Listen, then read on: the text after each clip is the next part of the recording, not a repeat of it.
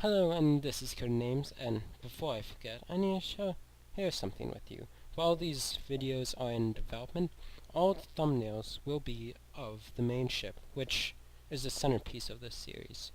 As I stated in my Sunday update, the first one, Luke will be flying it, so thus it's called Luke's ship.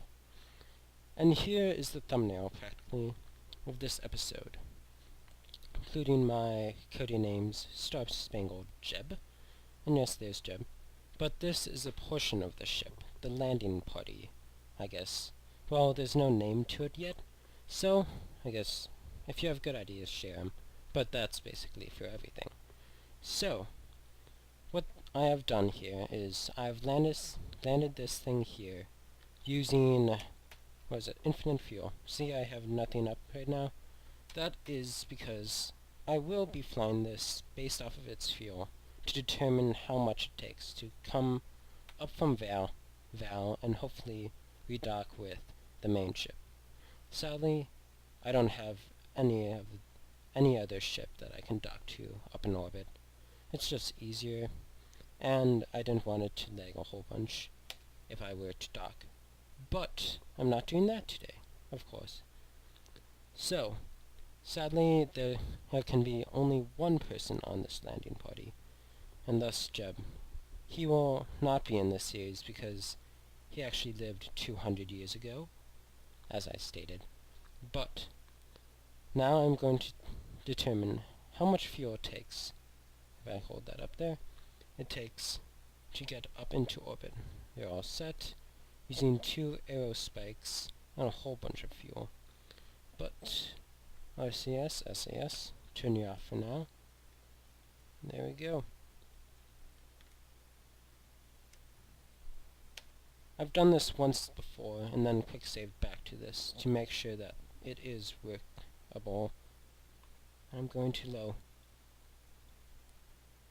Over.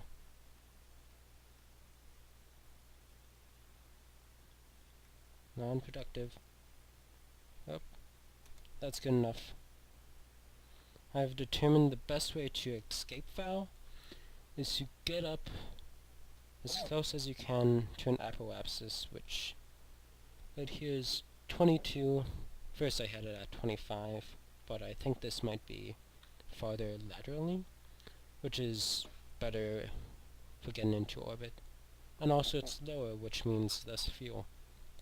So if I can get a ship into a 22 orbit around Val, that'd be ideal. Sadly, I don't think it allows me to speed through. So we have time here. Except, I figured this out. Alt and forward. Time warp. Physics warp, actually. Which I know a lot of YouTubers use. Random camera angles. But, nonetheless. The reason why this can only have one crew member, as you can see there, is because it has to fit in this certain docking area of the ship. So, once we get close, how far is it? 22, that's good. Line it up.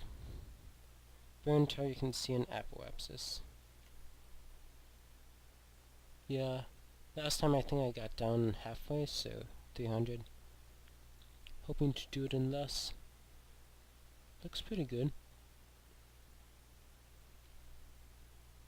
SAS is still on. See if I can get it at 3. Now a little bit more.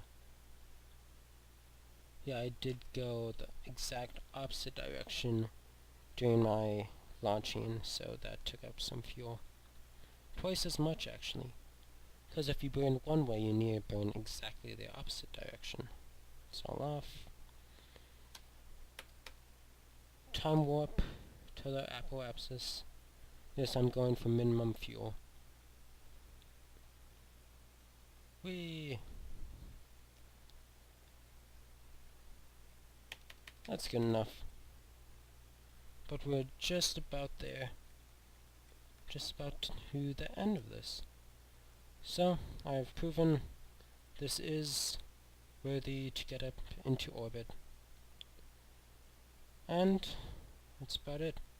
Covered everything, didn't forget anything, gladly. So, I'll be sending out more information this Sunday about what I'm up to, especially on what's happening with the town on Lathe. Town or city?